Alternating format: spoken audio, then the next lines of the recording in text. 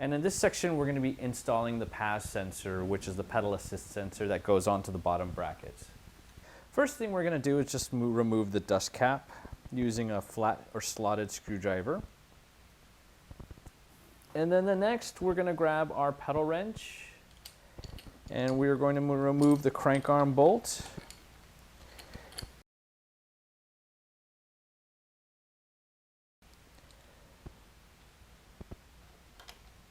Okay, and then we're going to use the opposite side of the pedal or crank arm tool to remove the crank arm to pull it off.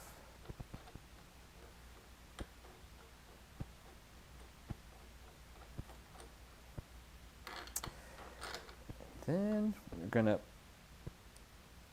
use the tool to drive or pull the crank off.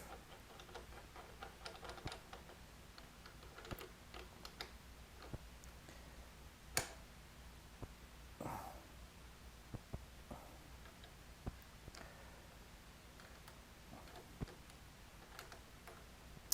we go.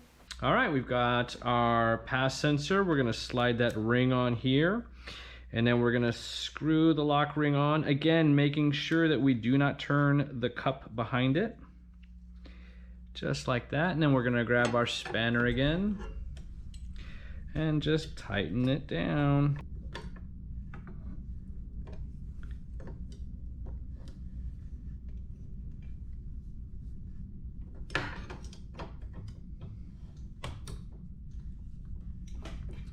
All right. The other part of the PAS sensor is the magnetic wheel, and this just slides onto the bottom bracket axle.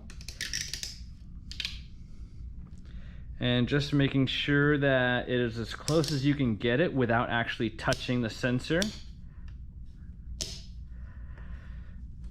We are going to put our crank arm. Now when you're putting your crank arm, always make sure you're double checking the other side, because they do go opposite each other.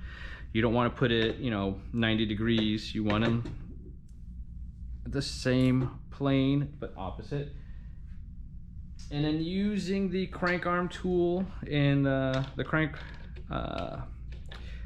arm bolt, slide that or screw that in. And then just finish it off with the tool. Always make sure you're double checking the torque on anything that you've removed. Best way to do that is with a torque wrench.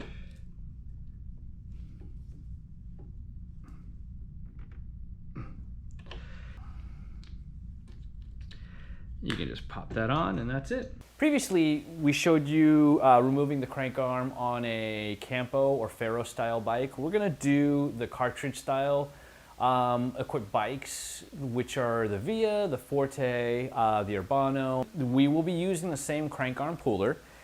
And the difference is the crank arm bolt. We're gonna use an 8mm Allen, and it's kind of a tight fit, so might need a little leverage to loosen it, but we got that okay. Next, we're going to use the crank arm puller from our kit and thread that on there. Thread down the press.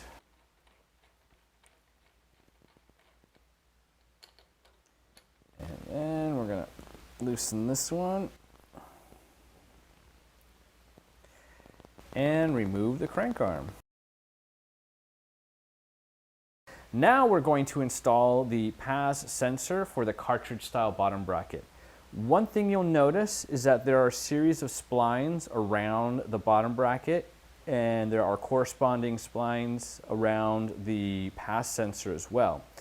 So what you want to do is slide the sensor onto the bottom bracket, the axle, and just make sure that it sits flush with the frame or the bottom bracket shell of the bike, and that you get the tines to nest inside the splines. Just like that. So when you do spin the crank arm, it's going to turn the sensor and not the whole unit. In this case, I have the sensor wire pointing down. You can have it pointing up if you are concerned about it getting dirty or anything like that, hitting anything from the bottom.